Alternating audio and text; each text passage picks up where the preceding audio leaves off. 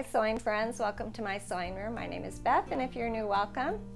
I have a weakness for people's unfinished projects, and I found an unfinished project at the thrift store recently. I have it in one of my little project boxes. I'll leave a link below on how I made this little box. It's handy, it moves around with me around the house. I can even take it in the car when I'm a passenger.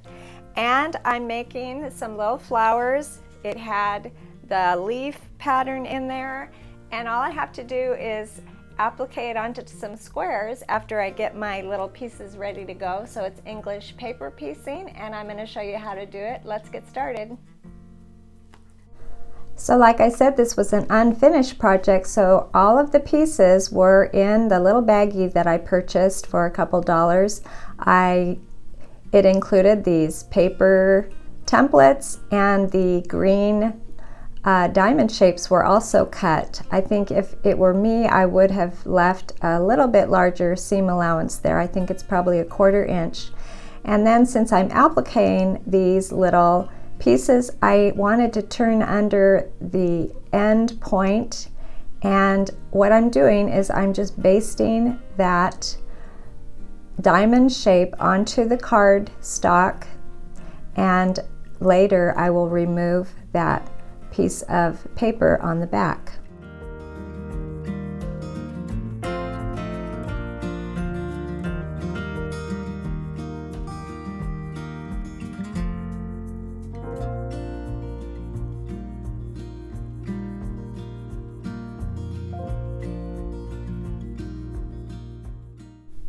These little diamond shapes are 2-inch diamond shapes. They're a 60-degree diamond, and they were purchased from a place called paperpieces.com, and I'll leave that below.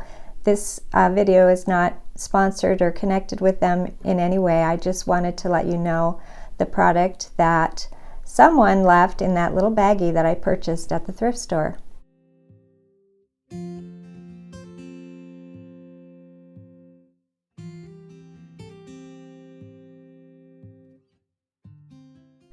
Some of the pieces that had already been completed, the quilter had left the end, sort of had a tail sticking out, which is fine if you're English paper piecing and all of the pieces are going to be joined.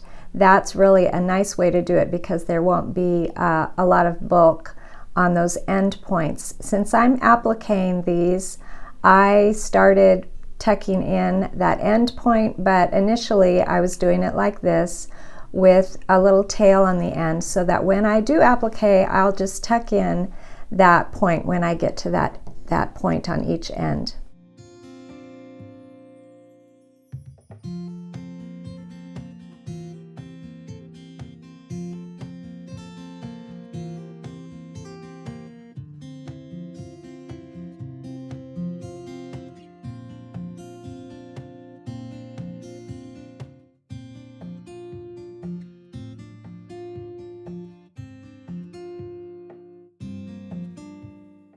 I wanted to mention here that another way to attach the fabric to these little templates is to use a glue stick, and there are glue sticks that are made specifically for this English paper piecing, and I've seen it done, but I don't have the glue stick, so I won't be demonstrating that today. It looks really easy though if you want to do it that way.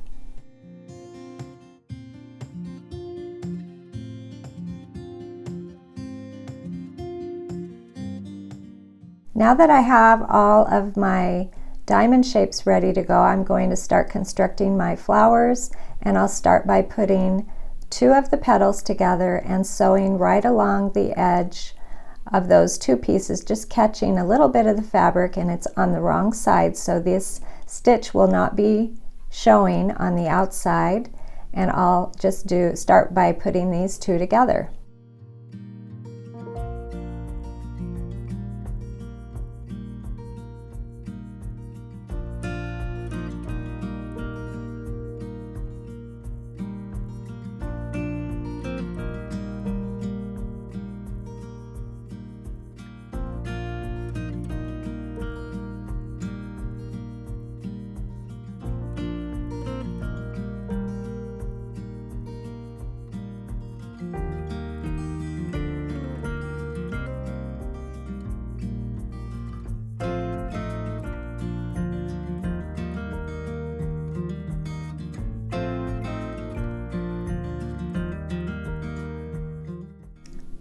This is my goal right here. I'd like to have 6 of these diamond shapes together. So I'll add a third petal to my flower, and then I'll work on 3 more, and I'll put those 2 sections of 3 together.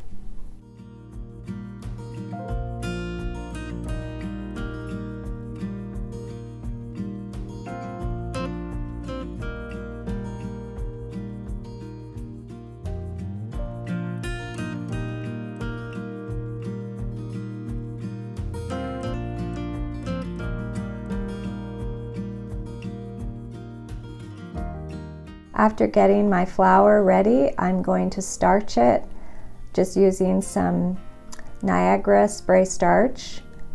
And I try not to put this on my wool pressing mat, so I'm using some fabric here to protect my wool mat. And then it's really easy to just take those basting stitches out and remove the papers.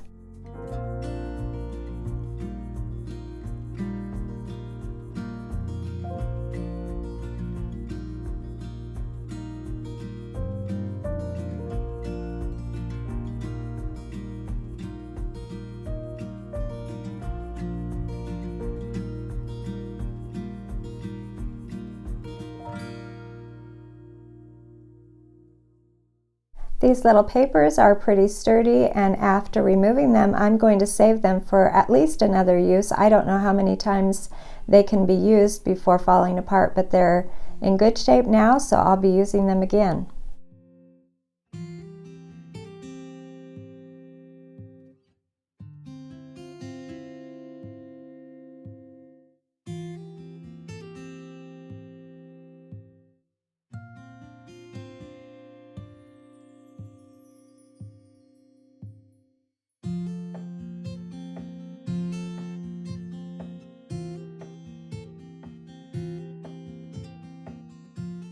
And as you can see, I'm starting to lay out my design. I have an 11-inch square, and I made a vine or a stem using a 1.5-inch piece of fabric and basting it, folding it in thirds and basting it.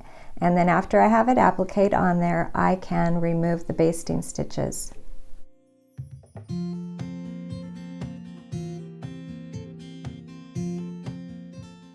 This is a really fun little project that somebody else started, and I am really enjoying working on this in the evenings.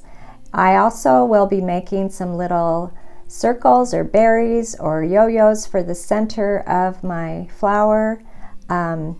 Maybe I can add a video about how to make these little circles. Really simple little circle to put in the center for the center of my flower. So I'm going to keep working on this. I always enjoy sewing with you. Thanks for joining me today, and I'll see you next time.